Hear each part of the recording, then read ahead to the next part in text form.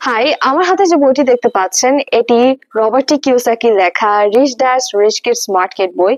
এই বইটি মূলত বলা হয়েছে কিভাবে শিশুদেরকে ছোটবেলা থেকে আর্থিক শিক্ষা, মানসিকতা ও দক্ষতার সাথে গড়ে তোলা যায় যাতে তারা ভবিষ্যতে স্মার্ট এবং আর্থিকভাবে সচেতন হয়ে উঠতে পারে।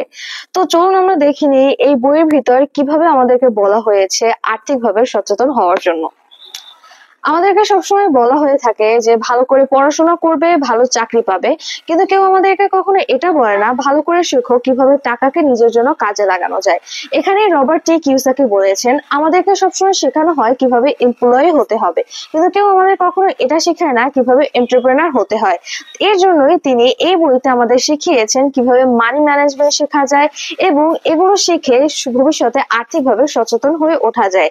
ধরুন আপনি একজন ডাক্তার হতে চান এবং আপনার একটা মাইন্ডসেট তৈরি হয়েছে আমি বড় হয়ে ডাক্তার হব, এবং এটাও তৈরি হয়েছে যে আমি ডাক্তার হয়ে অনেক টাকা ইনকাম করব। কিন্তু রবার্ট কিওসাকি বলেন আয় করার চিন্তা বাদ দাও, বেশি বেশি টাকা ইনকাম করার যদি চিন্তা থাকে তাহলে তুমি কখনোই এগোতে পারবে না। এর বলে তোমাকে চিন্তা করতে হবে কিভাবে আমি আমার আয়কে বজায় রাখতে পারি। আমাদের মাঝে অনেকেই আছে যারা ঋণ জিনিসটাকে খারাপ মনে করেন, কিন্তু রবার্ট কিওসাকি বলে থাকে সকল ঋণ এক নয়। ভালো ঋণ হলো সেই ঋণ যেটি ভবিষ্যতে আপনার আয় বাড়ায়, আর খারাপ ঋণ হলো সেই ঋণ যেটি আয়ের বদলে আপনার খরচ বাড়ায়। এখন আপনার ডিসিশন হচ্ছে আপনি কোন ঋণ চুজ করবেন এবং কোন ঋণটাই আপনার জন্য প্রযোজ্য হবে ভবিষ্যতে। সন্তানদের আর্থিক শিক্ষা দেওয়া। রবার্ট কিওসাকি বলেন বাবা মার সব থেকে বড় দায়িত্ব হলো সন্তানদেরকে আর্থিক শিক্ষা দেওয়া।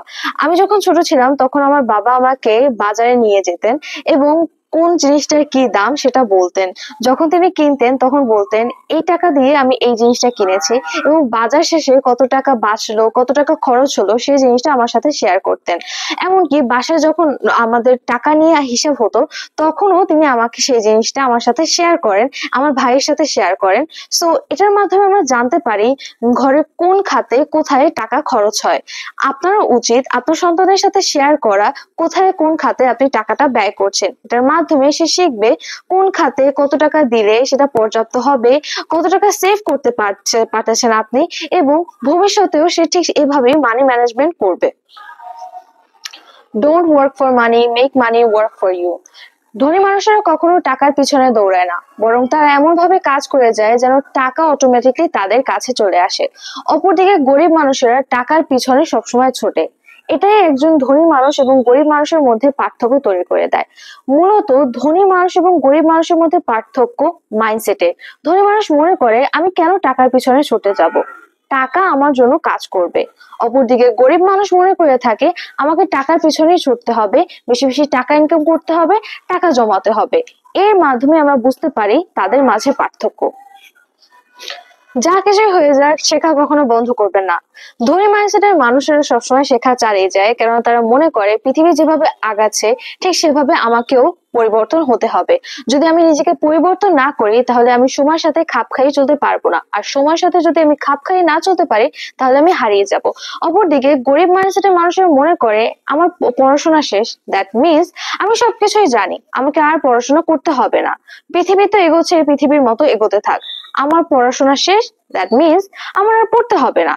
এর জন্যই আমরা পার্থক্য দেখতে পারি, ধনী মাইন্ডসেটের মানুষেরা এগোতে থাকে ওই পৃথিবীর সাথে এবং গরিব মাইন্ডসেটের মানুষেরা পিছিয়ে পড়ে, এরা এবং তারা হারিয়ে যায়। এই বইটিতে মানি ম্যানেজমেন্টের সাথে সাথে আরো কিছু গুরুত্বপূর্ণ কথা বলা হয়েছে, তার মধ্যে একটি হলো never say I can't afford it, instead of that say how can I afford it. Robert কিওসাকির লেখা বিশ্বসেরা রিচ ড্যাড পুর ড্যাড বইটিতে তিনি রিচ ড্যাড এবং পুর ড্যাডের উদাহরণ দিয়েছেন, যেখানে তিনি বলেছেন যে রিচ ড্যাডের মাইন্ডসেট ছিল ধনী মানুষের মতো। তিনি সত্যিকারের রিচ না হওয়া সত্ত্বেও তার মাইন্ডসেটটি ছিল আলাদা। অপরদিকে পুর ড্যাড ভালো ইউনিভার্সিটি থেকে পড়াশোনা করার পরেও তার মাইন্ডসেট ছিল অন্যরকম। তিনি সবসময় নিজেকে বোঝা মনে করতেন, তার সন্তানদেরকে বোঝা মনে করতেন, নেগেটিভ কথা বলতেন। অপরদিকে রিচ ড্যাড তার সন্তানদেরকে নিজের বোঝা মনে করতেন, করতেন না। তিনি সবসময় তাদের ব্যাপারে পজিটিভ ছিলেন, নিজের ব্যাপারে পজিটিভ ছিলেন। এটাই একজন ধনী মানুষ এবং গরিব মানুষের মধ্যে পার্থক্য তৈরি করে দেয়। আপনি যখন বলছেন আই কান্ট এফোর্ড ইট, তখন আপনি একজন গরিব মানসিকতার মানুষের উদাহরণ দিচ্ছেন নিজেকেই।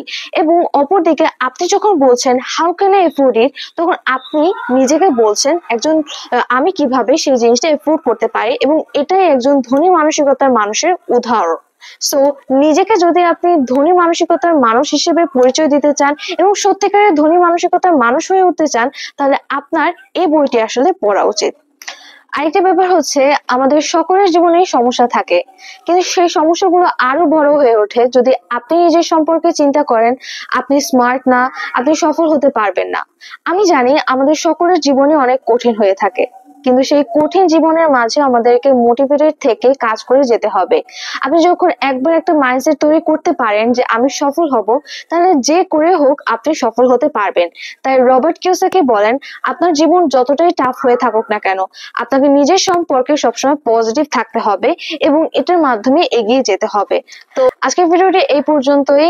দেখা হবে আপনাদের সাথে পরের কোনো ভিডিওতে। সেই পর্যন্ত ভালো থাকবেন, সুস্থ থাকবেন। আসসালামু আলাইকুম।